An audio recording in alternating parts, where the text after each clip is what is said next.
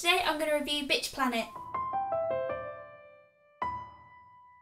You may have seen in mine and Amy's May wrap up that I recently read Bitch Planet Volume 1 Extraordinary Machine by lots of different people. DeConnick and DeLandro are the people who wrote it and did the art. I picked this up because it definitely gave me a kind of Rat Queens kind of vibe from the whole like pink and just like badass good female protagonist, so I was really intrigued when I saw it, and it was only like £7, so I picked it up and I really enjoyed it actually. I thought the art was really good. I'll show you a bit of it. But the art I found really good and colourful, and every single time there was a break in between the issues it kind of did like this fake, I hope you can see that, like fake advertisements that all kind of related to problems we have within feminism and the patriarchy and things. That was definitely a big theme throughout this. I should tell you what it's about really. It's mainly about this, well, it's like a prison on another planet that has a big long official name, but everyone kind of calls it Bitch Planet.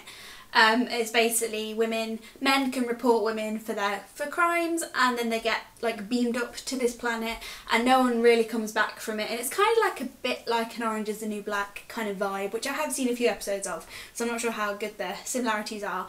But yeah, it's all these kind of like aggressive women in this prison. A lot of them don't feel like they deserve to be there. There was one where the character, her husband was cheating on her and he sent her away because she got really violent and upset when she found out that he was cheating on her. So there's lots of like difficult issues, and it does come up with a little fact file of like why they're there, which was very cool. And I feel like this is very much to do with feminism and kind of inequality with the way women are treated. No men are on the prison, obviously. It's an all-female prison, and the colour scheme for the people in power, the men were quite ingrained, the women on the telly and stuff were very pink, so it was all kind of like setting them apart with colour and stuff. And this volume was definitely kind of just setting up those themes, I think, because it was a little bit confusing to begin with, as graphic novels normally are. Like, you just get thrown into the world and you have to kind of muddle through and figure out what things are. But I really enjoyed it. It was kind of setting up this main character, I can't remember the name of, the names weren't really stressed very much in it. But she's like, they see potential in her and they say, oh, if you lead a group of women to compete in like a sports tournament, then you might get freedom, because like if you can prove that you can release all your like anger and stuff into sport rather than hurting people, then we'll release you. And they all know it's kind of a big fake thing, and really they just want to get rid of this main character who they see as a bit of a threat.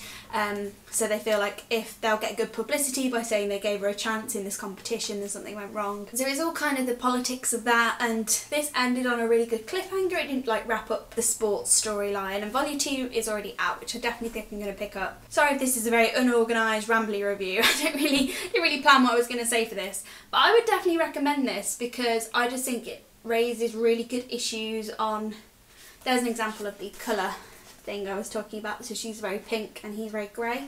I would definitely recommend this because I think it's just really good, kind of like feminism graphic novel, which I haven't seen much of. I mean, graphic novels tend to be quite good for talking about modern day issues and things like that, and this was definitely really good for feminism and equality, and kind of also just prison systems and how they can be unfair. And it just seemed like a really good promising start. Like I say, I was quite confused. I might be tempted to reread this before I went into volume 2 because I definitely was a bit confused.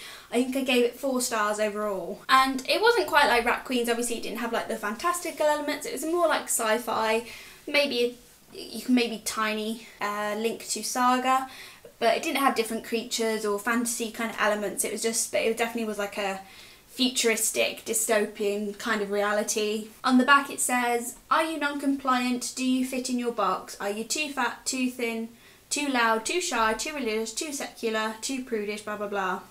Too whatever it is I'll judge you for today, then you may just belong on Bitch Planet. So I think that really sums up kind of like what this graphic novel is trying to portray, and yeah, I really enjoyed it. I hope I like the second one too. I haven't really seen many reviews for this online, so let me know if you have read it down below or if you think you do want to read it. Sorry this review was very like rambly. I really should have planned what I was going to say, but instead of just kind of like let out all my feelings for it. Yeah, I really enjoyed this and I think that you should go check it out. So I'll see you on the next video. Bye!